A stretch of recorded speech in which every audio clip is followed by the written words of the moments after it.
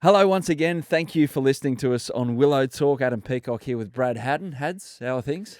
Things are good. Yeah. I'm just getting over my donation a couple of days ago for the Melbourne Cup. Yes. Well done. Mate, mind you, though, your house, genius. Well, there's one little genius, the 8-year-old daughter, who knows it's the more you know, the less you know with horse racing, as we all know. And, yep, for the second year in a row, she plucks one at 100 to 1 to do something. Last year, Shiraz. This year, Knight's Choice. Incredible. Absolutely incredible.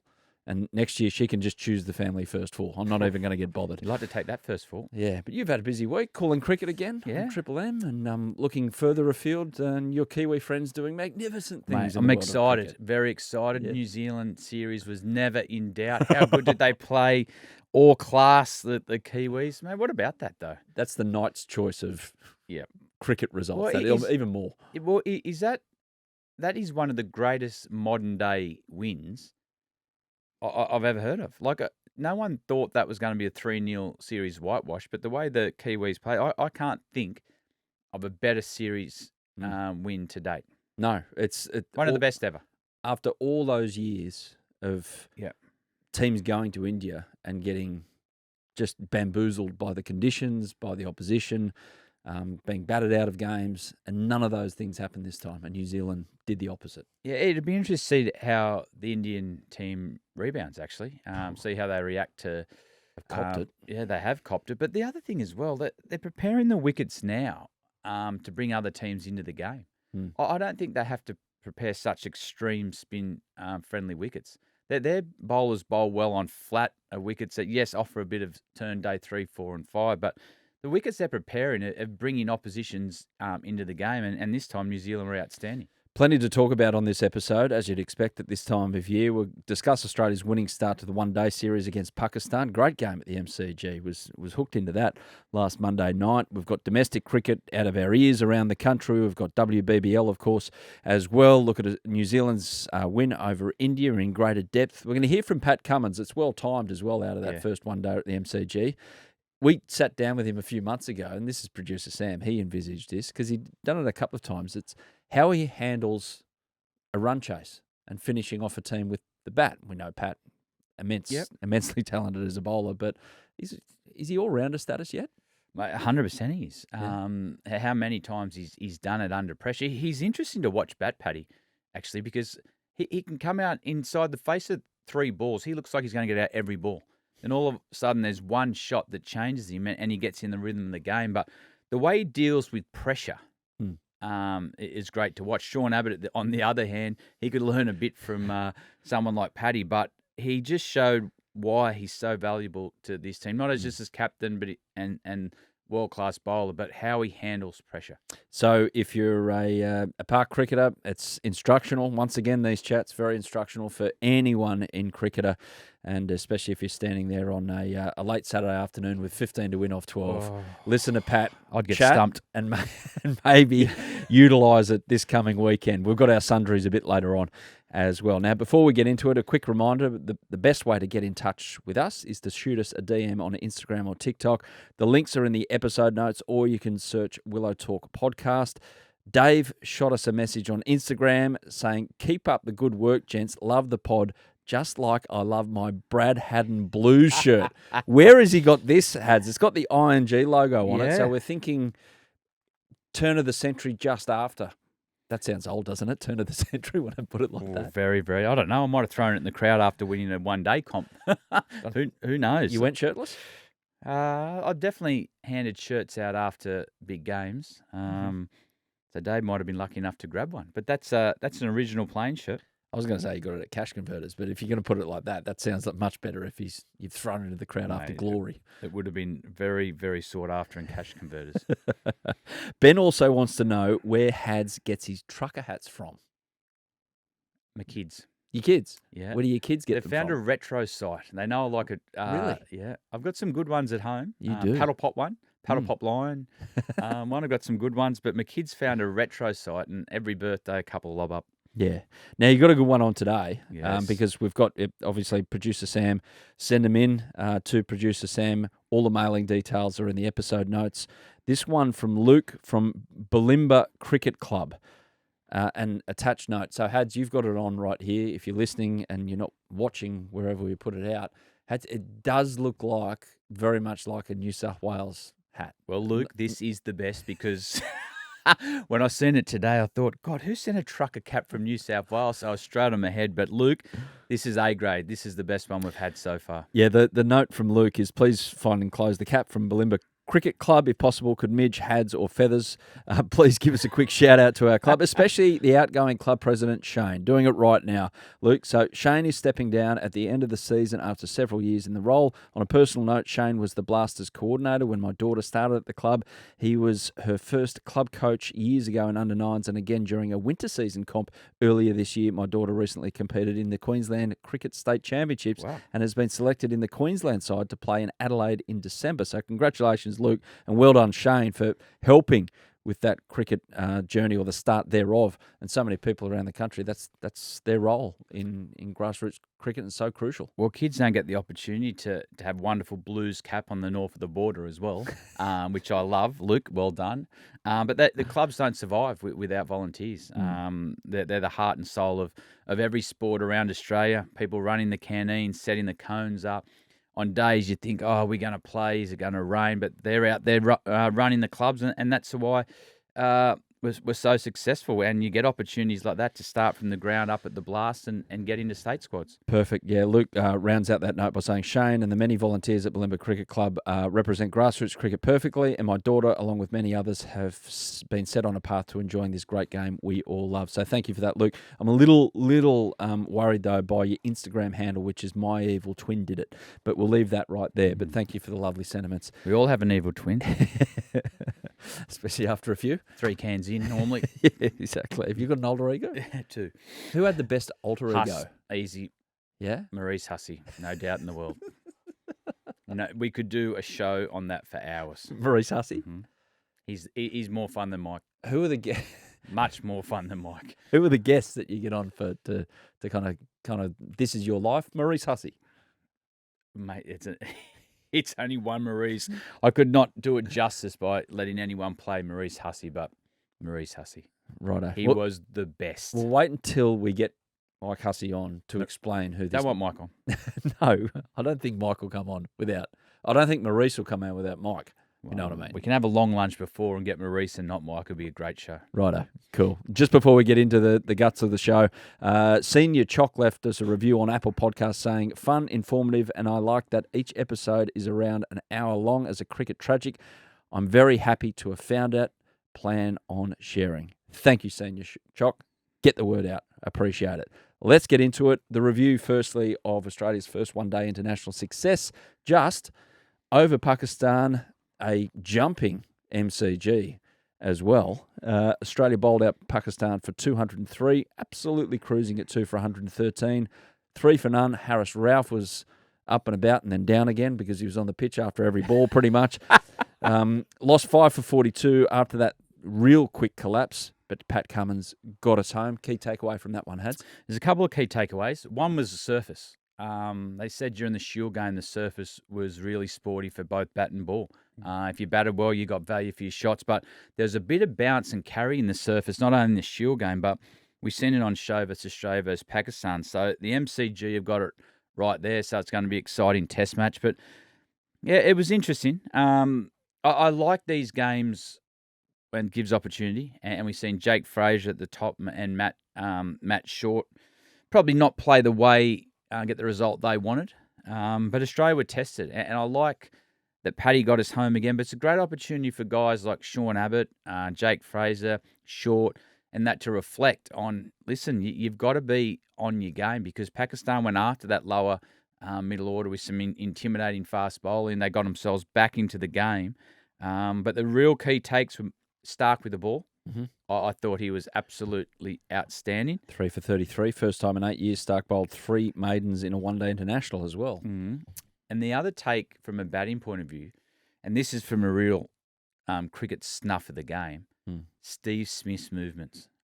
Mate, he had a lot of time. Everything was hitting the middle of his bat. He was hitting his on-drive well, picking up length, a couple of short balls. So that's a really, really good sign. I know he only got 40, but it was the way he got them. Steve Smith. So India, look out. It looks like he's found some rhythm before this Test series, because that's as good as I've seen him in a long, long time, Steve Smith. And Steve Smith can never not believe that he got out. But in particular, that one, because he knew he was in for steering Australia home. And whatever he ended up personally was by the by, but he was in such fluent nick. Yeah, and it's a great sign, mate. His movements, he does at times have a lot of movements at the crease, but his rhythm was perfect. Josh Inglis played well as well. He's continuing his good form with the back. He was picking up length really quick. Anything short, he just hit a couple of sixes in front of square. One was on the long part of the ground, went about 90 metres, but it was 20 metres in front of square. So he was outstanding with gloves and bat. But, mate, we were tested. We were tested with some really aggressive fast bowling. The other impressive thing out of the game was Rizwan. First opportunity to captain. He was really, really proactive. He knew they only had a small total to defend. He only used 4 bowlers. He used his quicks. He tried to manipulate wickets with the way he set the fields. He has bat pads. He was moving around. Every ball he was changing the field. Yeah, but he was trying to be proactive. He was trying to find a way. When you're defending a total like that, they were gone at 2 for 113, but he found a way to get Pakistan back into the game. He was up and about with his troops. He was trying things. You see teams, we just got to bowl our 5th bowler to get through. He said, you know what, this game, it's not going to go past 40 overs. I'm going to go as hard as I can with the 4 quicks. Ralph went after the Aussies for a bit when the game looked like it was out of their reach, but it was really good captaincy from Rizwan. I know they didn't get the result, but where they've come from with their cricket, that was the first game they've played since the World Cup. There was good signs and little bits that he can take out of it. Yes, they need more runs, but they're talented enough to get that. But the style of game that he brought was really sharp.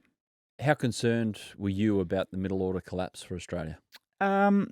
I was a big concern. I don't mind it also, because they're the times you can get the best learnings. And there was probably a few poor decisions, mate. I think Aaron Hardie'd like to take his shot again back, but he'll learn from that. Sean Abbott, he's been there and there around the Australian team now. He's played 30 games. He's a star in state cricket, but he probably got done with just being a little bit lazy in the detail you need to when you're at that level. So he'll learn.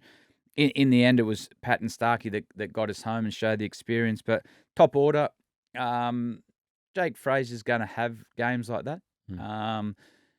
The good thing about it that he's in and around this system, so he'll have guys like Steve Smith to talk to, Marnus, Pat, and he'll get better and better.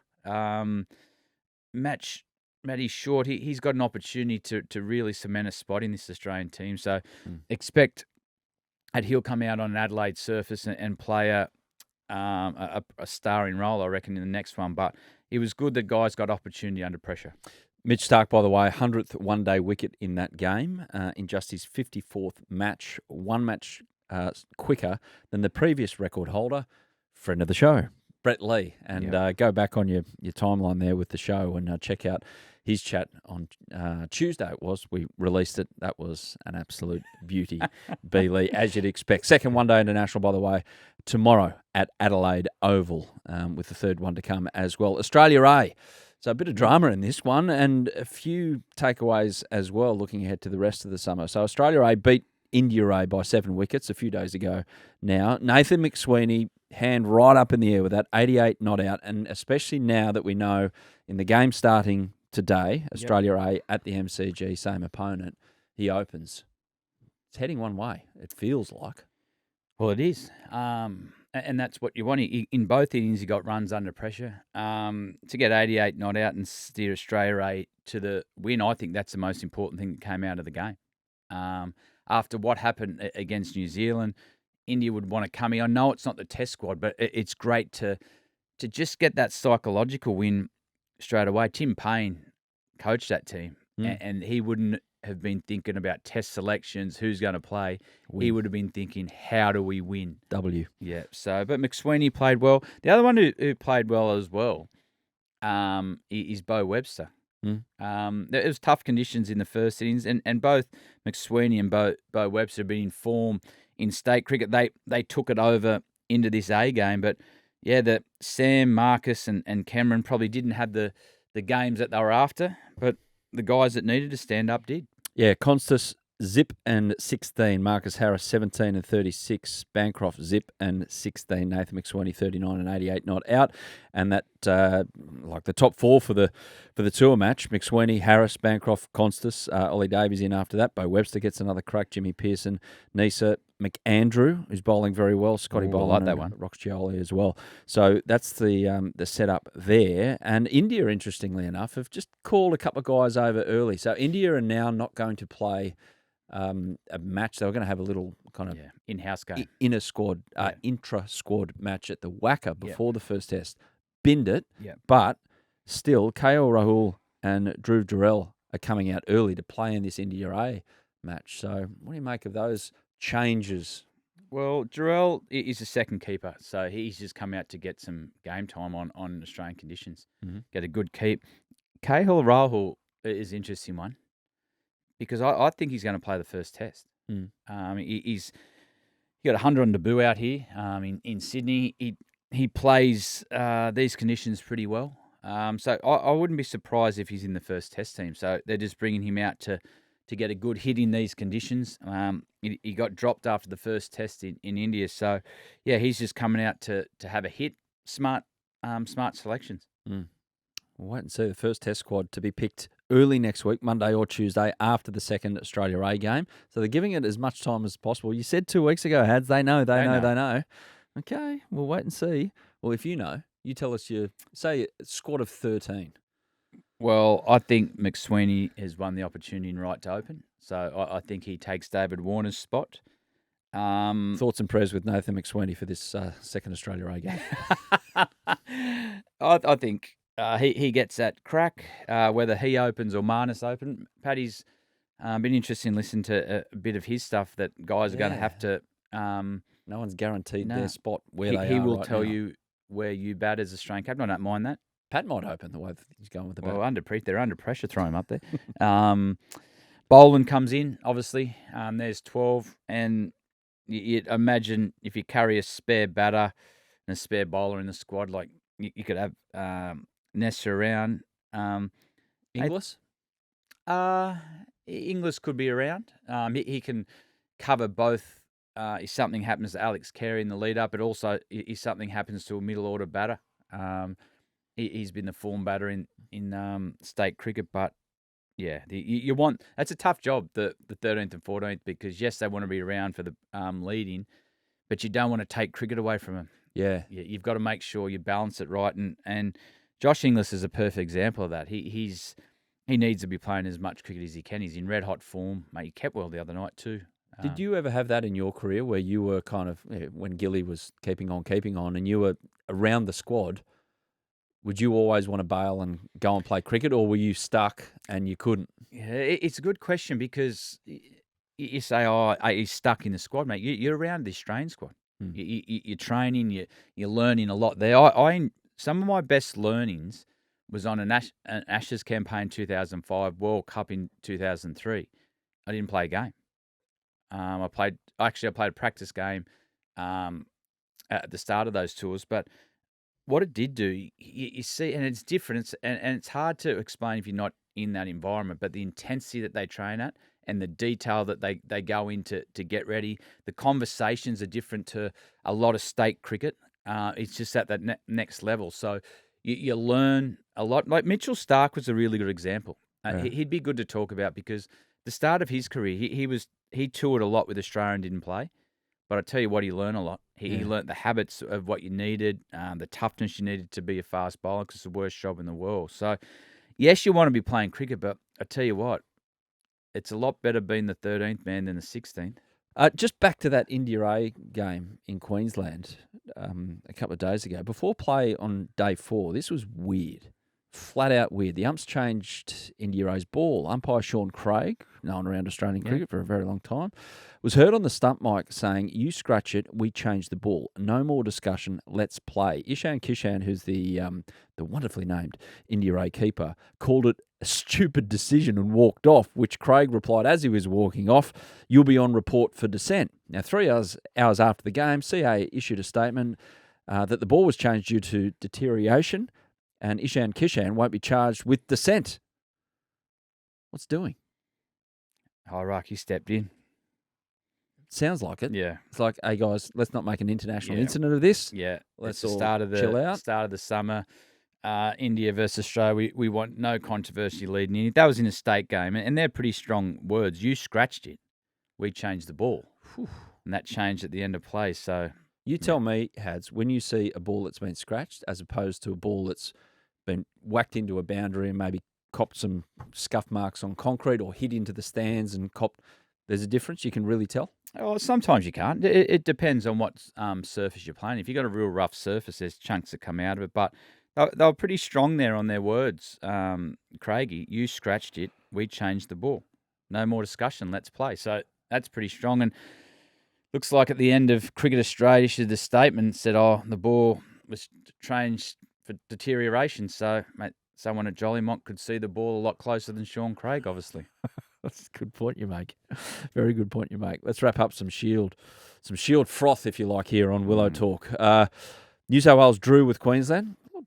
Can draw a game, New South Wales at Cricket Central. Angus Lovell, 146 not, and chipped down with 3 for 13 for Queensland. Yeah. Curtis Patterson, 91 and 66 in his Shield return. Well done to KP. His test average, by the way, 144. Producer Sam wanted that in, definitely. Test stars, Kawaja, 58. Josh Hazelwood, none for 57 off 24. Interesting he played that. Stayed away from the white ball stuff to start with. So, anything out of that? New South Wales and Queensland? No, it was a tough first session. New South Wales won the toss, which I like. They had a bat first, did a bit early. You were out there for a bit, weren't you? Yeah, went out to wanted to have a look at Nikitaris bat actually. Mm-hmm. Blake Nikitaris at the Yeah, top of the order for New South Wales. 30 odd in the second innings. So Curtis Patterson came back. He looked sharp actually. He looked different to what he has in previous years. The way he started, he had some real intent. He had a clear game plan to look like to be a lot sharper than he has in the past. He used the ones well, got off strike. So it's good for him. He can build on that now. And from a test point of view, Hazelwood was good to get 24 overs. I don't really look at the none for 57. He got 24 overs. He'll get that fast bowling saw in him. He would have had enough by the end of it. We'll see him in the one-day series, but it's good for him to get some overs. Uzi, he got 60 odd, so it's good for him to get a hit leading into the test match as well. But yeah, don't like the draw. WA, huge win over Tasmania. Got him back after the Marsh Cup debacle, not the Marsh Cup, the One Day Cup debacle. We're still waiting for the name for the new One Day Cup. But WA, that's an absolute smash up. Innings in 45. Hilton Cartwright's 153 delivered. WA first innings lead of 143. Looked like Tassie might get away with it though, but up steps Brodie Crouch, one of the better hat tricks you'll see as well. LB, stumps everywhere. Thank you very much. I'll celebrate with my mates right now and celebrate the win as well. Jake Doran was the first of the hat trick. He motored along, Jake.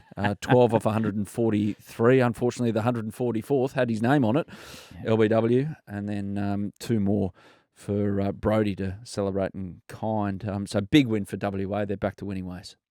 Oh, you're not going to keep WA down. What we've seen over the last few years, they're the benchmarks in all form of the game. Bit of controversy come out of that game. Cartwright. So Hilton Cartwright controversially given out on 38 to a catch behind. One of those ones that looked like a bump ball but was definitely out. Can you look? Looks like a duck, sounds like a duck. Is a duck. Is a duck. Yeah. Oh, they're hard. Do you know? It's a bit like the ball going into the glove. Here's an interesting one.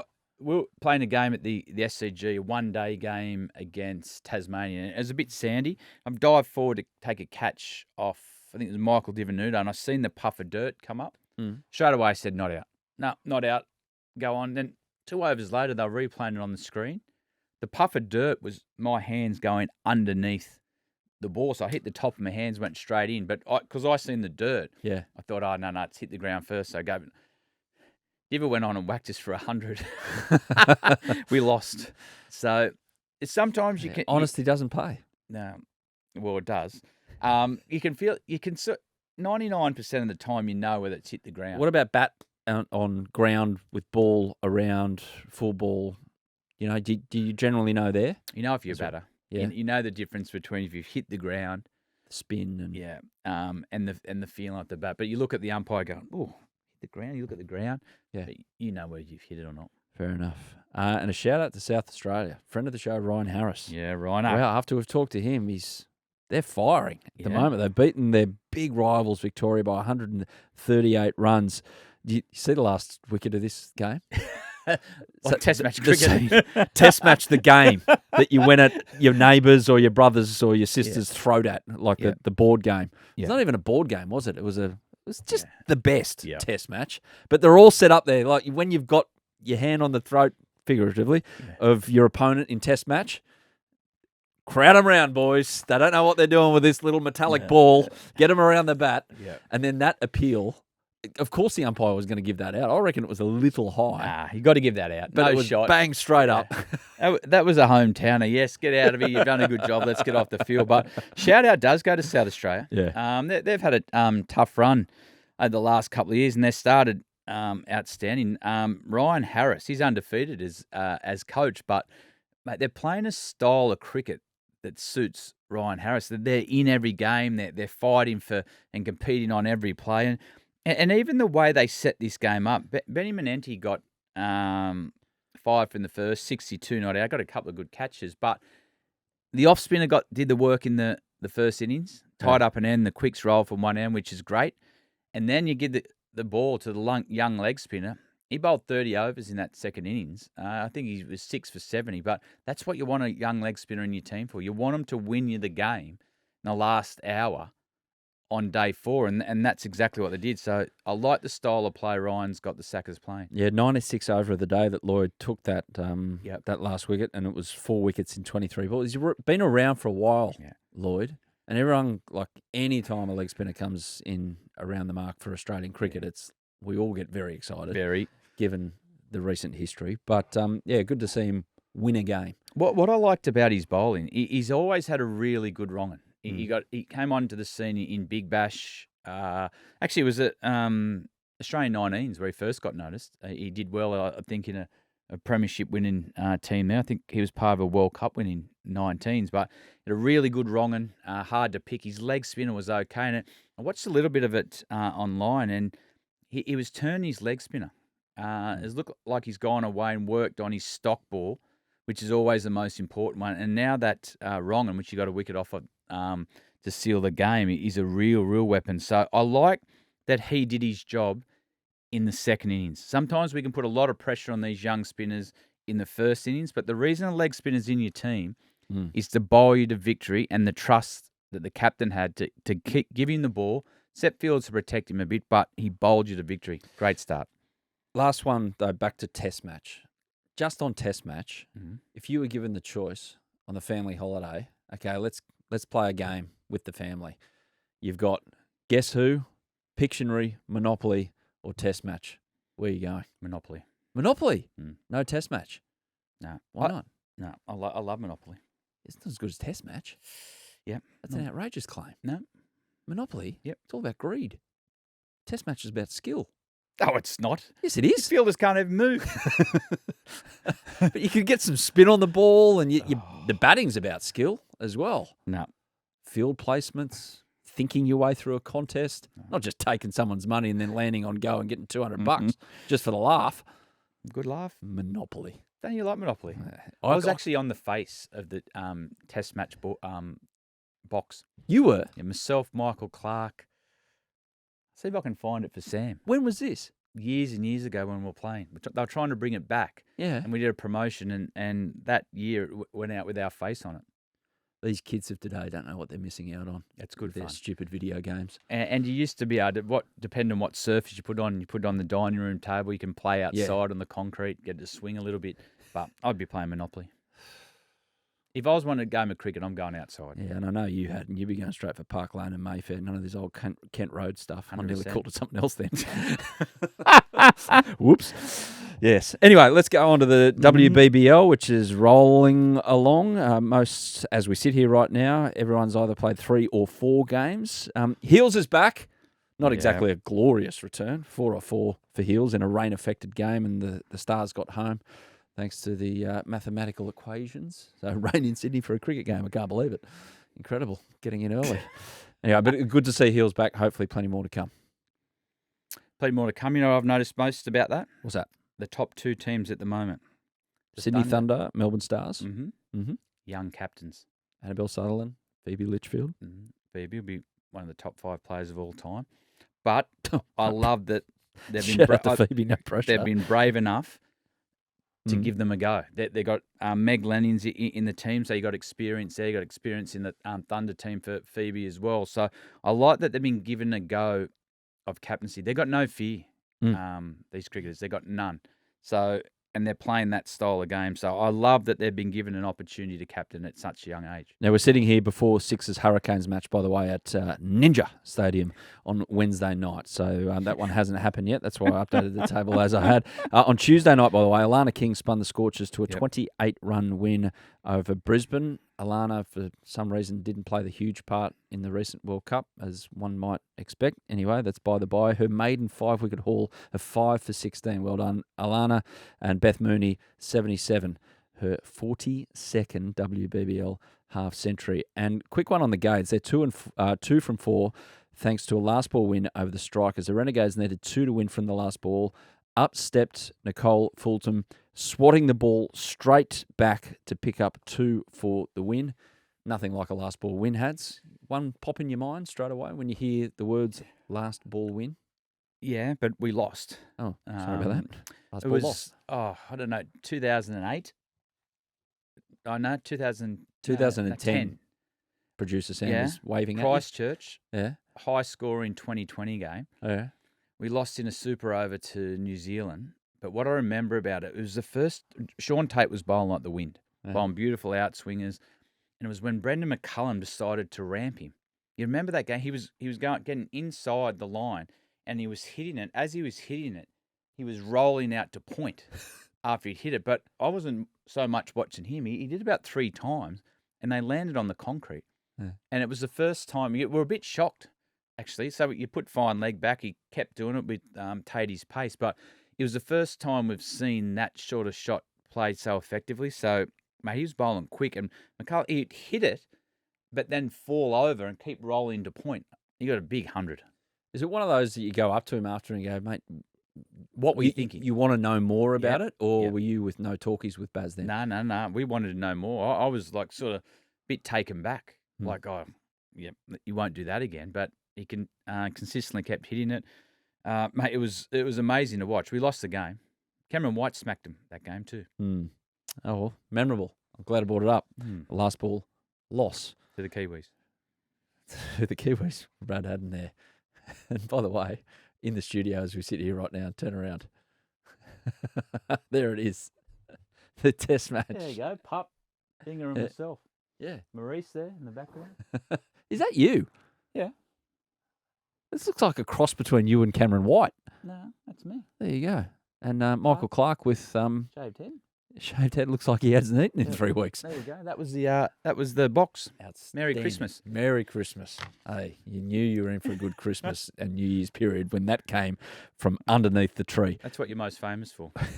Not winning World Cups or Ashes. No. We're on to a quick drinks break here on Willow Talk. Back in a moment, we'll talk about India, New Zealand, the fallout from that, and also hear from Pat Cummins, how he does it with the bat in the run chasers. Righto, Hads, let's get into it. New Zealand, third test. They win by 25 runs, a 3-0 series win. Not in your wildest dreams, not in the most ardent Kiwi fan would have expected this. Certainly not the most ardent Indian cricket fan expecting this. Let's give credit where credit's due mainly. Firstly, how did New Zealand do this? How did they undo India at home? They played Indian conditions way better than the Indians did. I think Indians, they don't need to make surface like they are. It brings teams closer together. Patel was outstanding the last test, Mitch Santner in the second, but I don't think India needed to prepare the wicket that extreme. I think it brings opposition spinners back into the game, and because they've been doing it for so long, teams have done their research, that they understand it brings okay spinners into world beaters. And with the quality of spin you got with Ashton, Jadeja, Kuldeep when he's playing, that they don't need that. They're equipped well enough on their wicket. I tell you what, I can't think of a better Test series win. I'm serious. I can sit here now, and that's as good as Test series win as I've ever seen. Against the odds. Yep. Yeah. Against the odds. It'll be interesting to see, and I'm fascinated actually to see how they rebound. From an Australian perspective, the only thing I can liken it to was when we went over to England in 1989. Yep. Given absolutely no hope, even though we went over as World Cup winners, but that was seen as a bit of an outlier. We won it in India, but Alan Border kind of rebuilding this side, couldn't get past the West Indies for love nor money, got trounced in the previous Ashes series here, and I think the English called it our worst ever touring side. We went over there and just gave it to them. Yeah. It wasn't just a narrow series win, and a bit like this, like just the lowest of low expectations going in. And the outcome is the first time ever India has been whitewashed in a home test series of 3+ matches. First time ever New Zealand has won three matches in a test series. Yeah.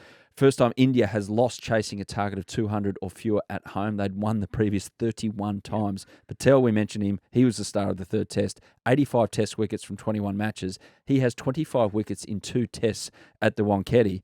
0 wickets from 3 in New Zealand. Yeah. So he'll be there the next time that New Zealand tour that part of the world. Shane Bond says it is New Zealand's best result ever. Not arguing with him. You've doubled down on that. I mean, India, where does it rattle them? I mean, you know these players. You know how confident they are in their own game. Totally different surfaces they're about to play on. But how much of a retrospective nature do they need to take on what has happened there before the Australian tour? Well, you've got high-class cricketers and world-class cricketers in that Indian change room. So it's going to be fascinating to see how they rebound from it. Sometimes it can galvanise a team and you come together and just go over the little things that have made you a great team. Or other times they can implode on each other. There can be corridor talk about, why are we doing this? We should be doing that. They've got a new coach there now. So it can make the team go two ways. So it's going to be interesting how they accept that challenge indoors, whether there is corridor talk or they just revisit the things that make you a really good team. So let's see how they respond. Australia got a great opportunity. They've beaten the Indian A team. I'd like to see them do it again. So they're coming into this series with nothing to play for. They've called their tour match off. So to me, that they're looking for just a lot of volume in Perth, getting ready for that first game. So it's going to be interesting that you look at Kohli, Rohit Sharma. They're high class, competitive men. So it'll be interesting to see how they respond, because the way they respond will reflect how the rest of the younger group responds. So they were going to have that game against India A, mix and match the teams, but instead they're going to do centre wicket training. Yeah. So take us through exactly what that is, Hads, and what did you get out of it when you guys were forced to do it? Yeah, well, Australia have actually changed the way they prepare a lot for overseas tours. You used to go and play a couple of tour games, and there's a good debate around whether that's the right way to do it. But a lot of the time, in India, for example, you turn up to play a tour game. Mm-hmm. So you get 4 days to prepare, you get a hit, and you play against 4 medium pace on the green top. Then the tour comes, you're playing in Mumbai. Spinning sideways. Yeah, so you actually get no practice whatsoever about the conditions you get. So I'd imagine India, they'll have 3 or 4 scenarios set up at the WACA. It'll be confrontational, their preparation at times. As the times you've done it got a little heated? Yeah, it does, because that's the opportunity where you've got to take yourself to that intensity. They'll have days where they'll work on their technique and be on the bowling machine, get their throws.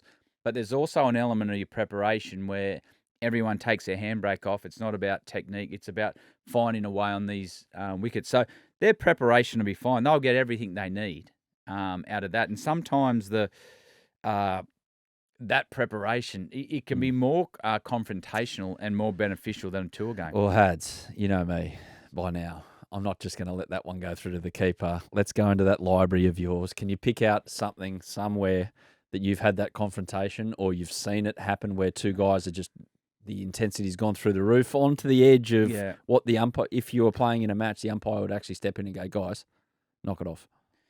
Nope. Not in training, you don't knock it off. That No, but if that was in a match, you've seen. that was the biggest thing coming into the Australian team, watching the intensity that they train. You sort of say you have a test match prep, you have 3 days leading in. You might have an individual day where you got net bowlers coming in, batters get a good hit, get a good throwdown from the coach, and get a lot of volume.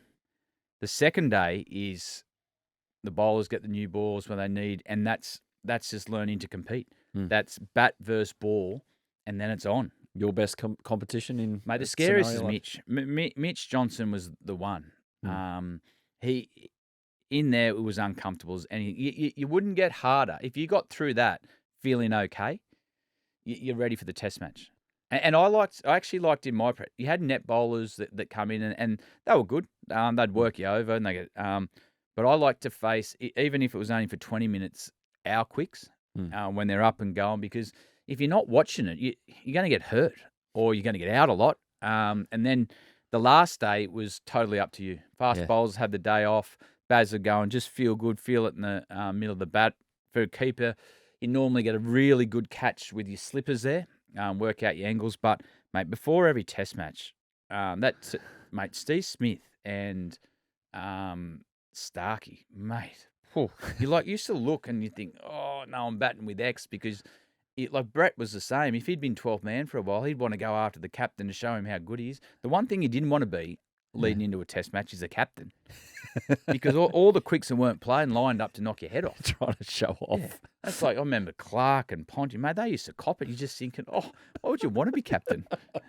I can just imagine, though, Mitch Johnson, especially in the Darren Lehman era, maybe Buff going to him, mate, you should have heard what I had said about you at breakfast this morning. You said you're off your game or something like that. Were those little mind games happening? Mate, I usually batted at 7 and Mitch at 8. So if you work down 2, 4, 6, 7 and 8 batted together. So You're too smart. You're too smart. Anyway, hey, speaking of batting and down the order, a little while ago I sat down with Australia's men's captain, Pat Cummins, to have a chat about something a little different. Not so much about bowling, but how he stays calm in clutch moments with the bat throughout his career, going back to his very first test at the Wanderers in South Africa when he was a raw 18-year-old. So here's Pat on how he goes about hitting the winning runs. Well, Pat, you're an all-rounder, probably a bowling all-rounder, would you say, given your success with the bat? Seems to be getting better with the bat again. Is that fair? Thanks. No worries. Yeah, I felt like I've probably been below par for a little while there. So, contributed a bit more in the last couple of years. Happy. But you're getting it done in run chases. So when you go out there, what do you see as insurmountable with what you can control with the bat?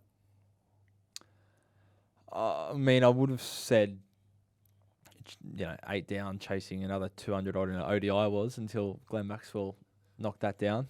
So, not much. I think, you always, until the game's over, you still think you've got a bit of hope and you start trying to work out every kind of permutation you can to try and get there.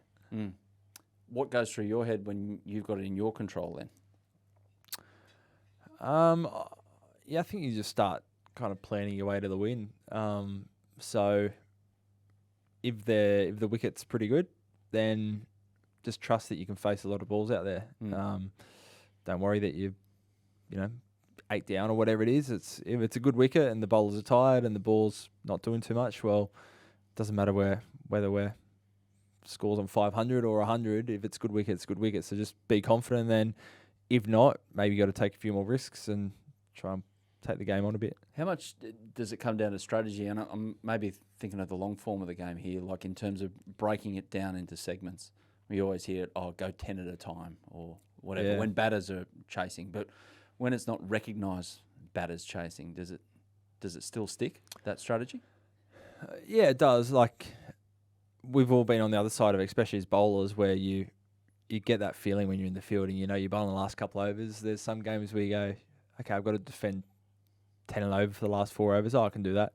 There's other games where you go, I'm not sure I can defend 15 here. And it's normally down to conditions and those kind of things. So you get a bit of a sense that when you're batting as well, you think in a T20 game, okay, we only need, might be shorter wickets, but we only need 10s. We can do that without going crazy berserk. And it's a bit the same in test match. It's like, okay, well, we've got a session to bat here. Time's not an issue. We just got to score the runs. So it's wait till the bowlers get tired or whatever. Before we get to some of your greatest hits with run chasers, mentioned at the top there about how your batting's come back a bit in the last couple of years. How has that been done? Because you've got a bit on your plate.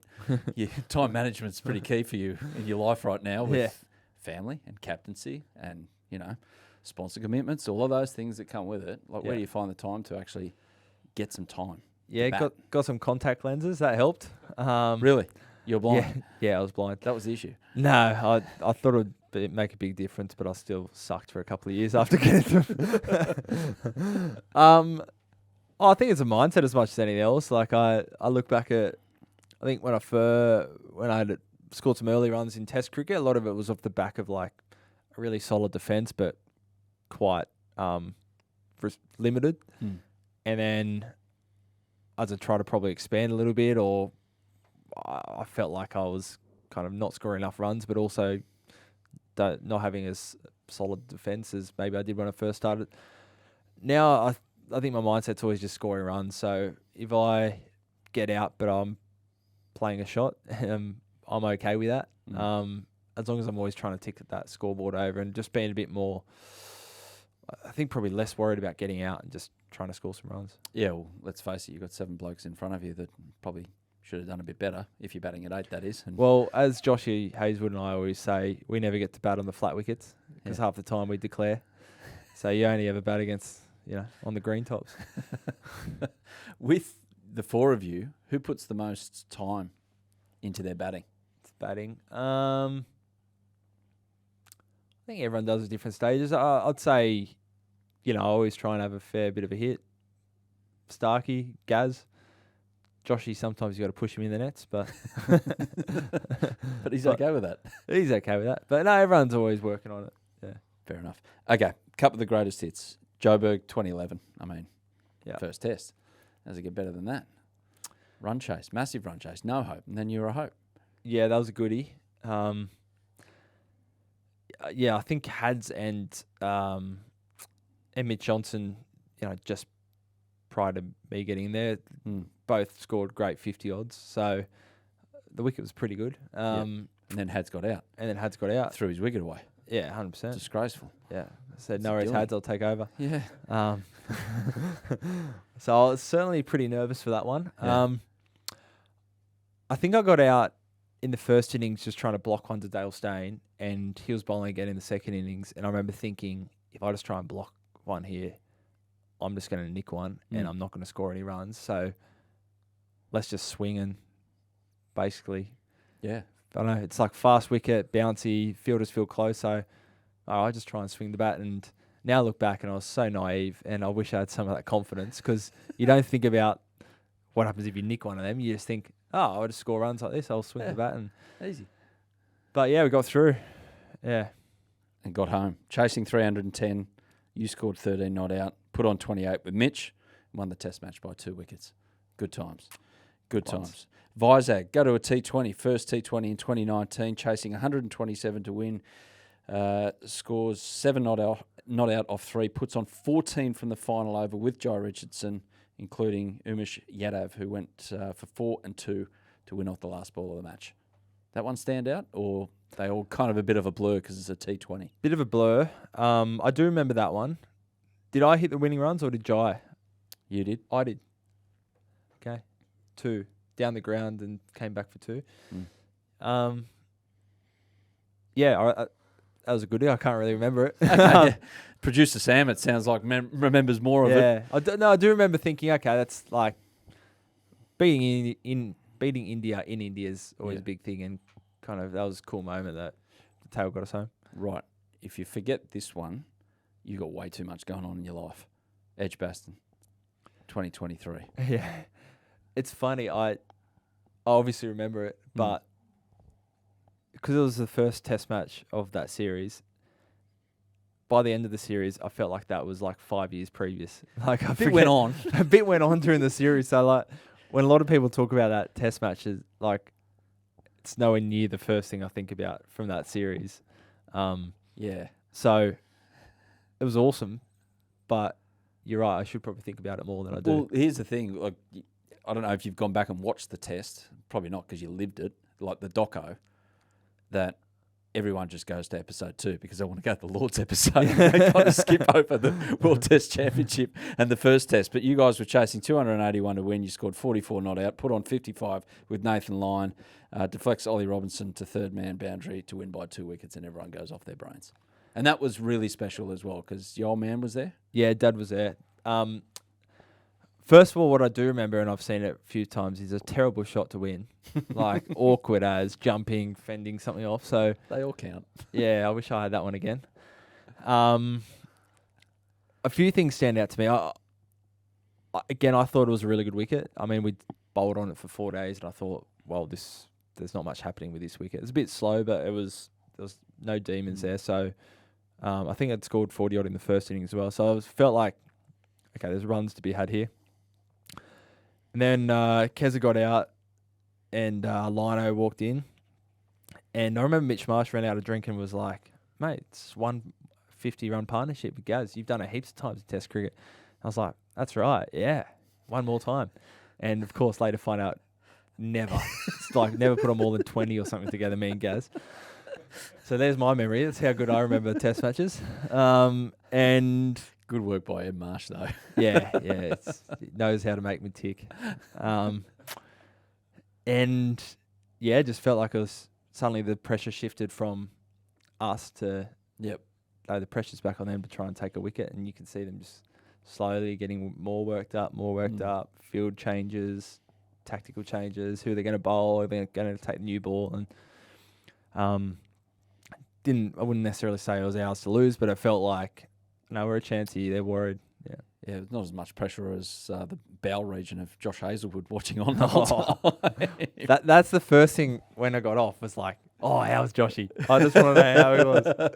He was still out the back, cradling himself. Joshy and Ron, and just wanted to find out how they were.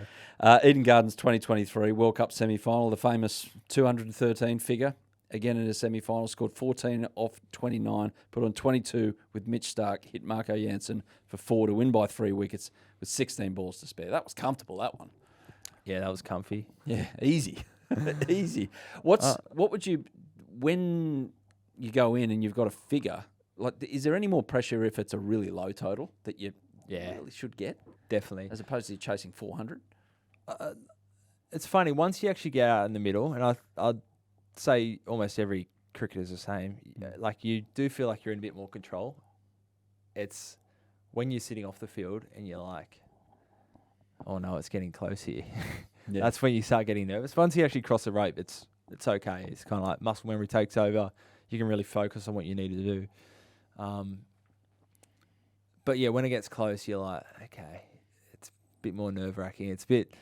when the scoreboard's not ticking over as well, that's where it feels like it's not getting any closer. I know it was that Eden Gardens game, the ball was really starting to spin. They had a few fielders, so you're starting to think, oh, I'm not going to be able to smack boundaries here. We've got to do this kind of incrementally. It's kind of, you just want it to be done pretty quickly. Are you a captain who demands that everyone has to stay in their seat?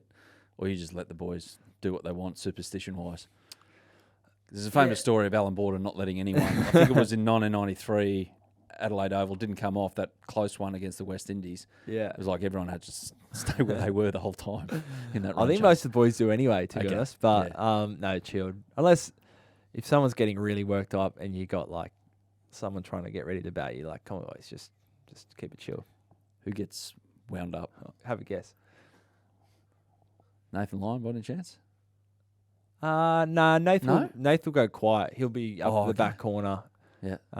Biting his fingernails, pacing around. Stephen Smith?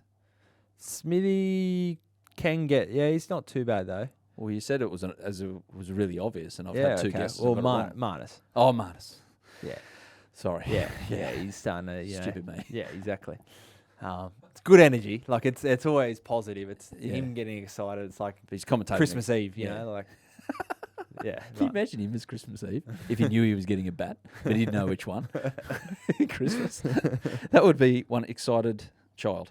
Last one, Christchurch, 2024, second test, 32 not out. Wonderful stand of 61 for Alex Carey.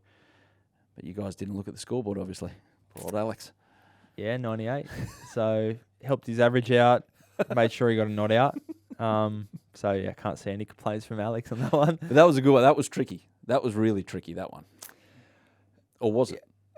No, it was, because we're still a fair way away from the total. But, again, the wicket was really good. So, if you take the scoreboard out of it, if that's first innings, you walk out there and the pitch is really good, ball was doing it a little bit, but not heaps.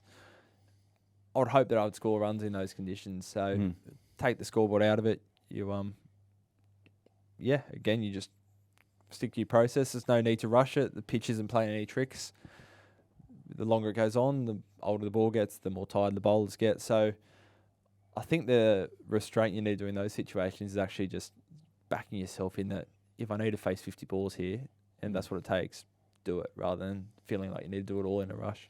But it sounds like from this chat that if we're talking to anyone who bats 8 down and they've got a run chase, the overriding emotion is, it's not really your fault if this doesn't come off. Is that fair? Or how much responsibility how much weight do you feel if you failed in a run chase?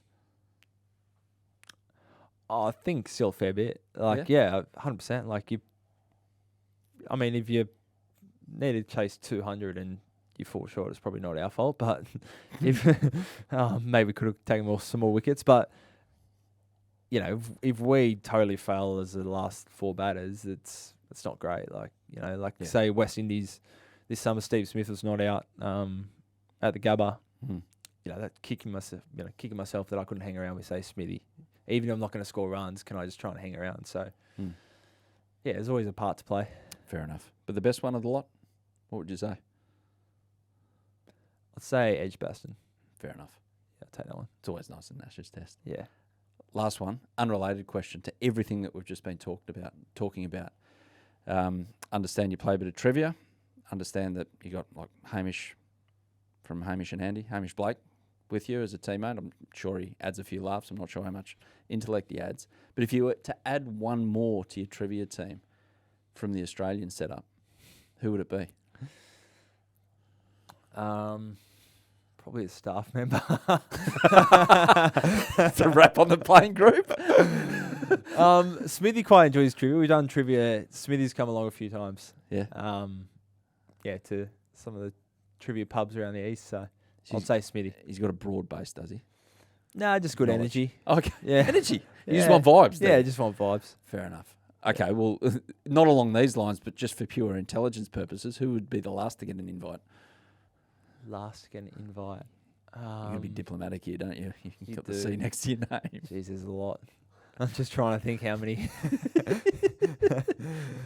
You can throw a staff member in here now if you want to make it easy for yourself. It's a long summer. I'm trying to think because we normally, like if it's a rain delay or something, we'll do the odd quiz. Joshy Hazel's very good at the sport quizzes. Yep. Nath's good at the sport quizzes, but I'd say general knowledge, maybe Nath. You can steer clear. But in saying that, I'm not very good at trivia. I think I should be better, and I get surprised each week how poor I actually am. Finally found something you're not good at. Run chase you're good at. Bowling you're all right as well. Good luck with the summer. Thank you. Cheers. So there he is, Pat the Bat. He'll do it again this summer. I tell you, what his best skill is? Like, we've watched him captain. We know he's world-class bowler. But it's the way he handles pressure.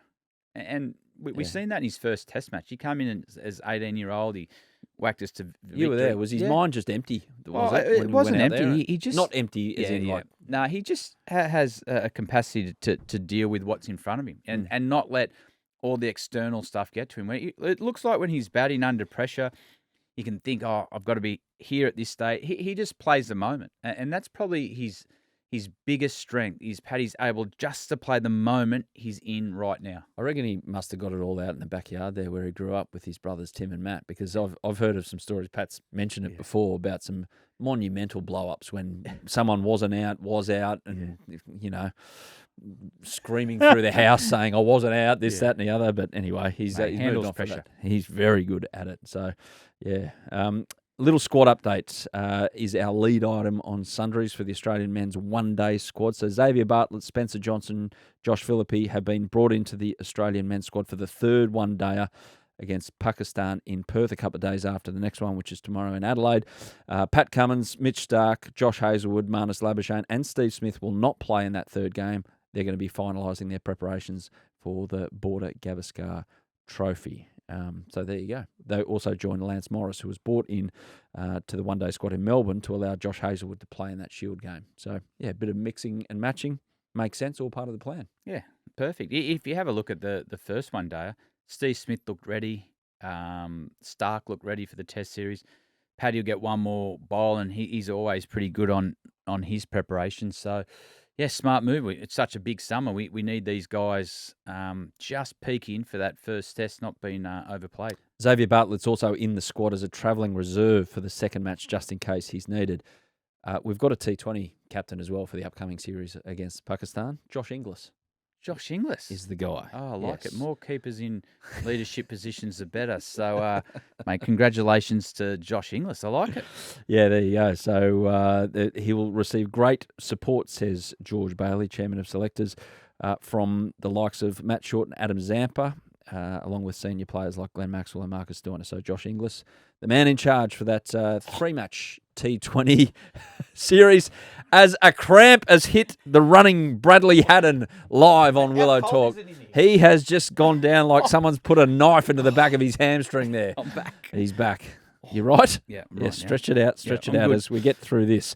IPL auction list revealed. So 1,574 players registered for the mega auction, which is coming up in a couple of weeks' time in Jeddah in Saudi Arabia. Is there a little nod to what's happening behind the scenes with IPL cricket, with the private investment fund of Saudi Arabia wanting a piece?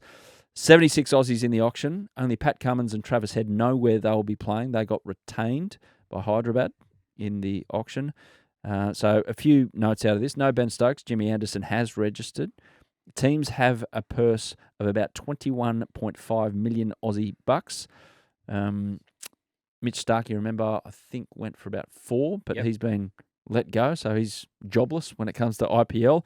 Interested in you guys, Punjab, you and Ricky Ponting, just 2 players retained. You're out of all the teams, you've retained the least players. Are you just going to just go nuts with your spending power? Oh, no, it's been a lot of thought going to that. They probably haven't had the results that they wanted for some time, and Ricky's come in and with a real clear plan on changing the way we play, the style of player that we're after. There's right to matches. There's a lot that we can still get a few players back with the right to match, but we thought it was best to get a big purse. A lot of planning going into the style of play. Do you know who you're going after? Not yet.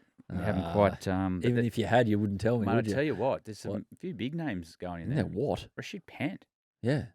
He's I tell you, do you reckon he'll break a record? Yeah. Reckon he'll beat Starkey? You tell me about how players like that, as opposed to strike bowlers with the auction, but in terms of recognition or notoriety for what he can do, well, possibility. If you look at someone like him, one, he's a match winner. 2, it's a great story, how he's come back from the horrible car accident. Good team man as well. Well, he's been given leadership at Delhi, and he looks like to be growing into that. So he'd be a great face for a franchise. It's just, it'd be interesting to see how many go after him. David Warner has been named captain of Sydney Thunder. Shock horror. This is always going to happen. Yeah. Trent Copeland's face when he sat in here, it was like, oh, do you reckon Dave Warner will captain? He was like, oh, we're not sure yet, but everything on his face said yes. Well, they've been trying. I like the Davies band's been uplifted. Now all guys involved in that have got a clean slate. Dave's got a lot to offer tactically.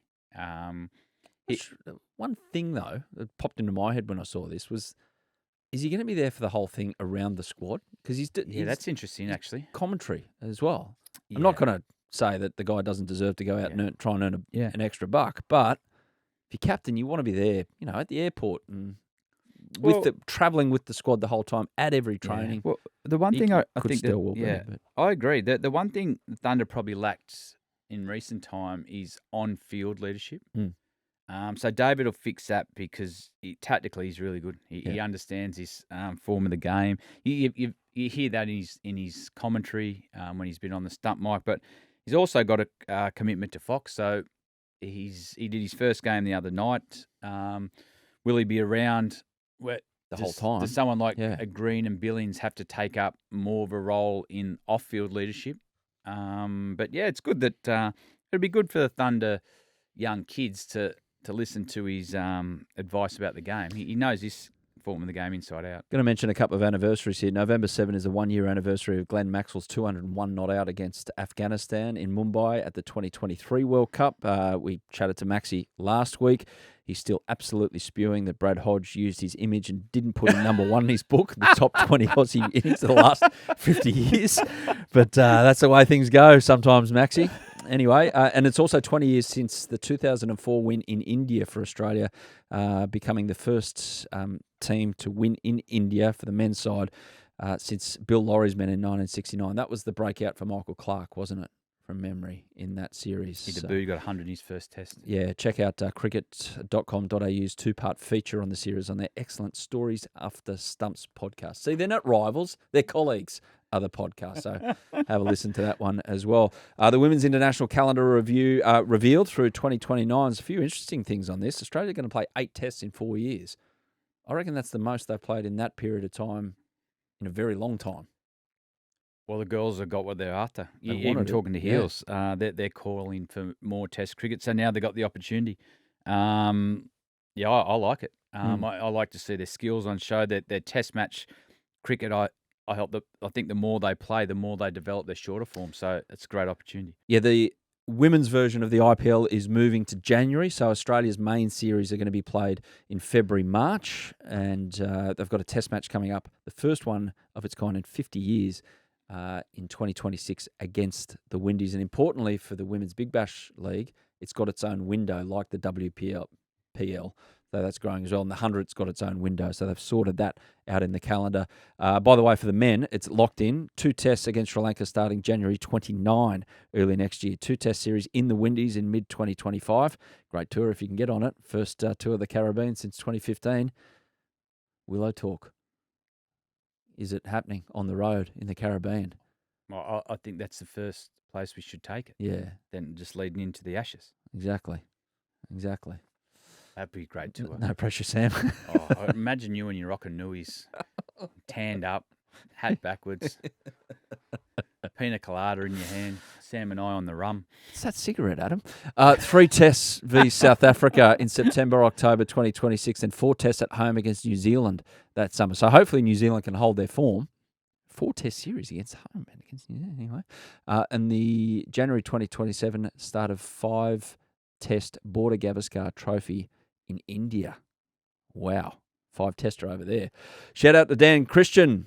6 sixes in the final over playing for Australia in the Hong Kong International Sixes literally on Sunday. He took down Pakistan's Asif Ali, whose over went 6, 6, 6 wide, 6, 6, 6. Wow.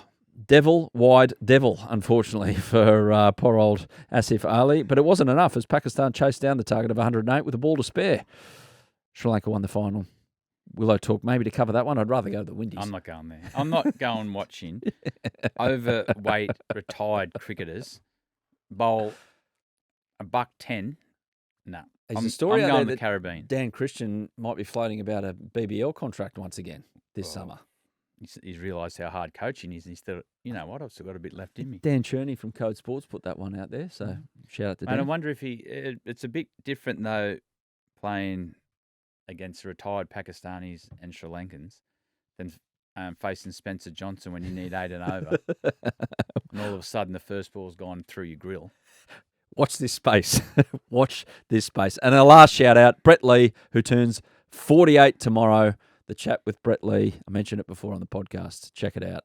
It's a beauty because it's nothing really about the current day apart from his music.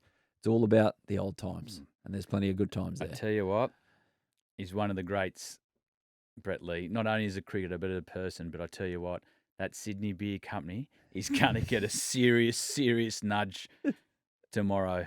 Oh. He's one of the best swillers too. Is he? Mm, Didn't know that about. yeah, he's Brad. good. He's good fun. There you go. Bradley, we had fun today. Well, I did anyway. I don't know about you. Always. Brilliant. I'm excited.